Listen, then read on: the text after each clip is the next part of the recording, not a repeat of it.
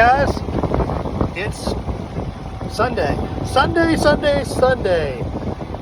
We departed Annapolis this morning. Look, we're going 9-2, we're doing 9-5, 9-6 at times. I know it's really windy, I'm sorry.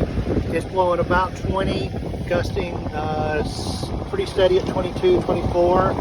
We've got a reef in our main, the jib we put away. We're chased with this about 4-foot swell here.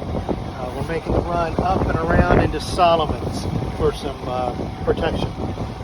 This little boat right behind me, right over here, I'm sure you can see it. They were just completely nosing in just a moment ago when we got hit by a good gust and some good swell.